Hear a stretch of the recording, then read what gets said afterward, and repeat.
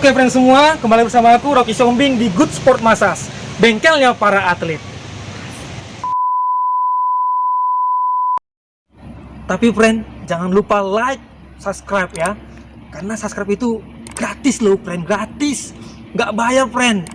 Jadi cobalah mengerti friend. Bye, Ariel.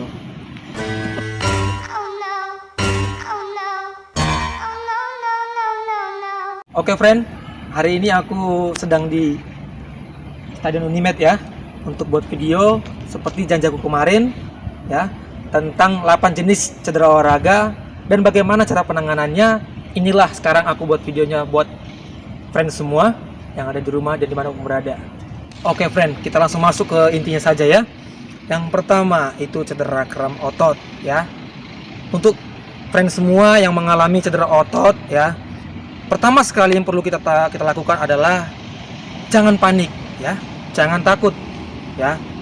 Kalau kita cedera kram otot jangan panik yang pertama sekali. Lalu hindari banyak gerak ya. Hindari gerakan yang kita coba-coba untuk mengurangi rasa sakitnya, tetapi justru makin memperparah sakitnya ya. Buat friend semua, ingat jangan panik dan jangan banyak bergerak dulu. Tetapi lakukan apa? Yaitu caranya harus pertama sekali stretching ya. Stretching seperti contohnya di betis. Tarik ototnya seperti ini ya. Taruh seperti ini supaya ototnya ketarik memanjang ya. Jadi berkontraksi secara memanjang.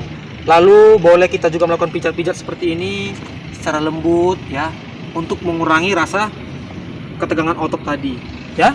Kalau masih juga kramnya terasa, maka boleh beristirahat dulu, jangan banyak beraktivitas supaya cepat sembuh. Kemudian memar, strain dan sprain kita klasifikasikan penanganan cederanya hampir sama ya, yaitu menggunakan metode RICE, rest, ice, compression dan elevation. Yaitu rest pertama sekali setelah masa akut ya, setelah cedera baru terjadi, kita harus mengistirahatkan bagian cedera terlebih dahulu agar mengurangi pembengkakan dan mencegah cedera semakin parah. Lalu kita berikan kompres es batu ya. Ini sering salah bagi friend atau kita ya, yang belum tahu penanganan cedera, yaitu sering menggunakan mengompres air hangat ya. Tapi sebenarnya tidak dibenarkan menggunakan air hangat, tetapi harus menggunakan es batu terlebih dahulu.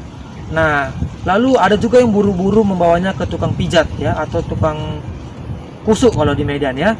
Itu tidak dibenarkan. Kenapa? Karena massage atau pijat boleh digunakan ketika masa akut sudah lewat.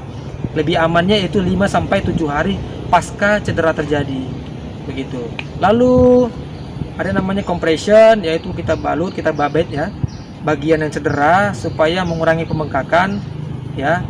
Itu boleh dibalut jika cedera cukup parah. Lalu elevation, yaitu meletakkan posisi yang cedera lebih tinggi dari jantung.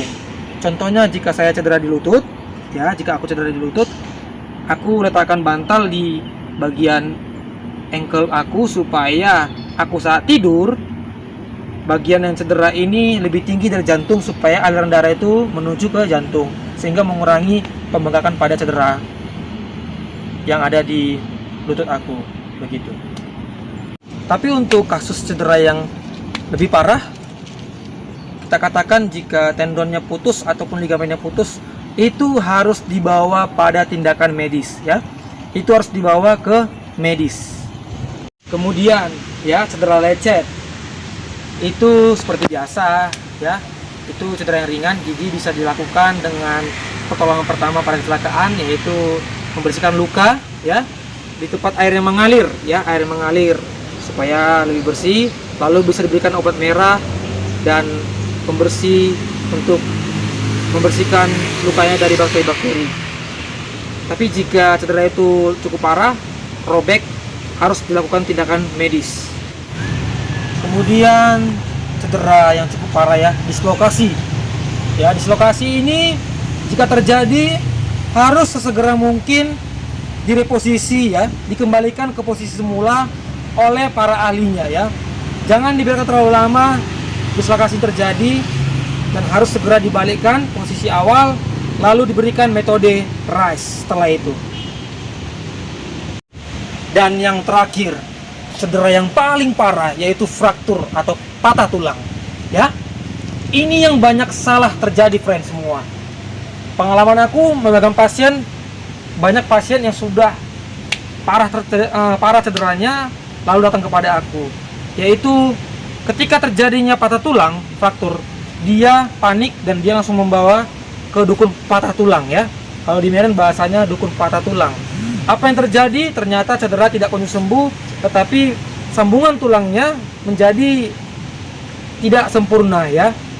Nah, saran kami sebagai seorang masseur atau terapis olahraga itu harus dibawa pada tindakan medis, yaitu dokter ahli ortopedi ya. Oke friends semua, itu tadi dia penjelasan penanganan cedera olahraganya.